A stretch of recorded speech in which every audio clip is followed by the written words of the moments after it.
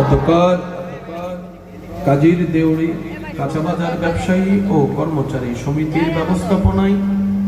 সর্বস্তরের ঈমানী ভাইদের আন্তরিক ভালোবাসা, মহাব্বতে ও সহযোগিতায় আজকের এই